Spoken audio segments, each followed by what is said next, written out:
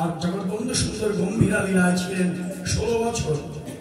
সেই গম্ভীরাতে থেকে তিনি রাধা গোবিন্দ গৌর গোবিন্দ বিষয়ক পদ লিখেছেন।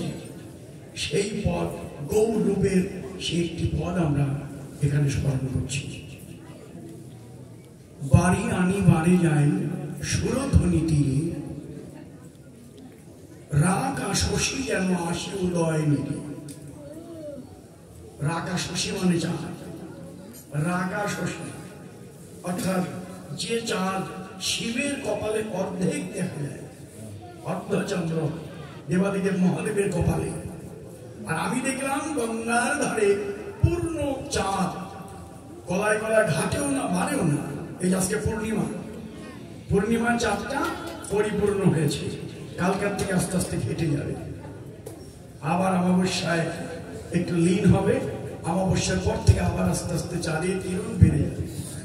তো চাঁদের একদিকে যখন কেটে যায় অন্যদিকে বেড়ে যায়। কিন্তু নাগরী বললেন না না, আমি যে চাঁদ দেখলাম এই চাঁদ ঘাটেও না বাড়েও না, 16 গলায় পরিপূর্ণ হয়ে উদয় হয়ে আছে। সে চাঁদের জ্যোতিটা নিরূপণ করলেন কি দিয়ে? কাঞ্চন জিনিয়া গায় খঞ্জনময়। স্বর্ণের জ্যোতিকেও জয় করেছে। নয়ন দুটি খঞ্জন পাখির চোখ দেখতে যেমন সুন্দর, তার চেয়েও সুন্দর ও নাগরী।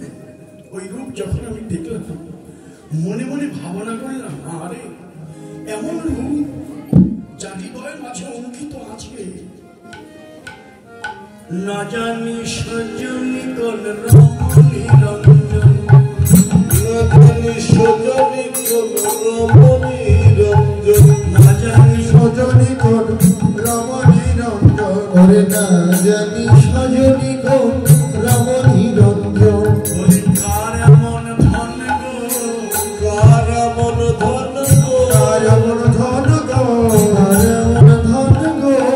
সে যে সখী ধনী কেমন, কার এমন ধন গো, সে যে সখী ধনী কেমন, কার এমন ধন গো, সে যে সখী ধনী কেমন, কার এমন ধন গো, সে যে সখী ধনী কেমন, কার এমন ধন গো।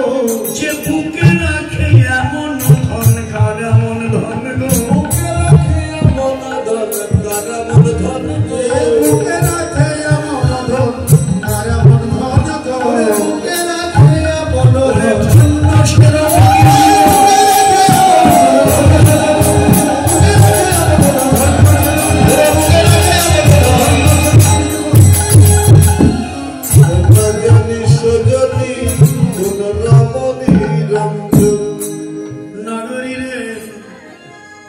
এমন রূপের মূরতি যা হৃদয় মাঝে আছে সে না জানি কত দাম। কোটি কোটি টাকা থাকলেও তাকে আমরা ধনী বলি, কিন্তু গৌর রূপ যেন হৃদয়ে অঙ্কিত আছে। ওই কোটি টাকার ধনী তার কাছে তুচ্ছ। এই জগতের জাগতিক ধনী তো ধনী নয়, শ্রেষ্ঠ ধনী গৌর রূপ সাগরে যে ডুবে আছে, রূপ মাধুর্য তার হৃদয়ে অঙ্কিত আছে। শ্রেষ্ঠ ধনী যদি বলি তাকেই বলি। নাগরী রে, সে রূপটা আমি দেখলাম, আমি তার কোথেকে বলবো, কোথা থেকে বলবো, তার চরণ থেকে বলি।